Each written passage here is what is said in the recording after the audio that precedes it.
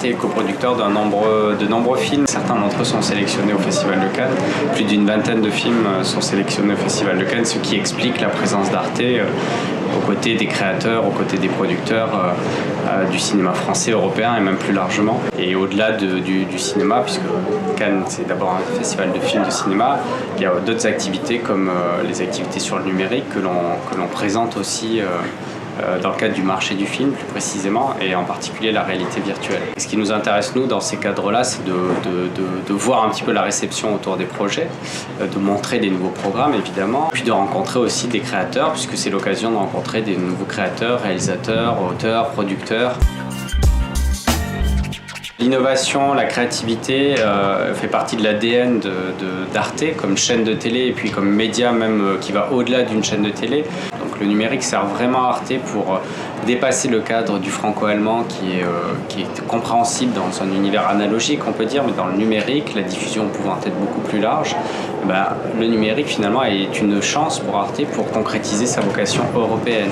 Mais sur l'aspect créatif, le numérique est aussi une chance pour Arte de concrétiser sa vocation d'innovation, de créativité, d'encouragement des talents sur tous les supports, sur tous les écrans.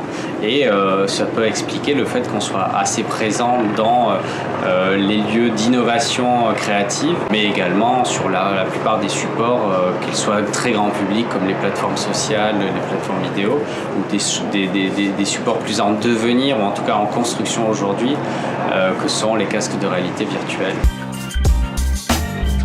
Le marché de la réalité virtuelle aujourd'hui est en construction, on le voit bien. On voit bien que des acteurs mondialisés s'intéressent à ce sujet, que ce soit les fabricants de casques, les gestionnaires de stores ou également des studios de cinéma s'intéressent au sujet. Ce que l'on essaie d'apporter nous, c'est un regard européen, un regard français, européen, avec de la création originale adaptée à ce support-là. Après, en termes d'économie, on est vraiment au début, on va dire, de ce marché-là, même si ce structure, on voit bien que des lieux pour accéder à la réalité virtuelle se développent de plus en plus. Donc ce que l'on appelle en bon français le location-based entertainment, c'est-à-dire les lieux physiques où l'on peut accéder à la réalité virtuelle, sont en train de se structurer, et ce sont des endroits où en fait on peut avoir accès, un premier accès à la réalité virtuelle. Ça permet de démocratiser cette technologie-là. Donc là-dessus, on a une structuration. Sur la distribution aussi des programmes, il y a une structuration au-delà des chaînes de télé qui peuvent le faire sur leurs applications comme on le fait nous. Après, voilà, il y a encore beaucoup d'étapes à franchir pour que les investisseurs privés y retrouvent un modèle économique. Je pense que l'on joue un rôle important d'un média public qui est de quand même initier des projets, prendre des risques là où des acteurs du privé n'iraient pas, pour susciter cette créativité-là, pour entretenir aussi et développer le tissu économique de la production, de la création, de la diffusion de ce type de narration. Et surtout, on voit que il y a quand même une tendance un peu de fond sur l'immersion dans les écritures. Enfin, l'évolution du cinéma montre ça, depuis le noir et blanc jusqu'à la 4D, les sièges qui bougent. Et également une tendance au croisement des écritures. On le voit, nous, depuis 10 ans, qui faisons de la création sur le numérique, que les équipes de l'audiovisuel se mélangent avec celles du jeu vidéo, avec de l'interactif, même le monde de l'informatique s'y mélange aussi, et la réalité virtuelle est un peu au croisement de ces différents modes de fonctionnement, ou de ces différentes façons de voir la création de programmes. Et ça, c'est une tendance aussi qui se dessine assez bien, et la réalité virtuelle la concrétise aussi.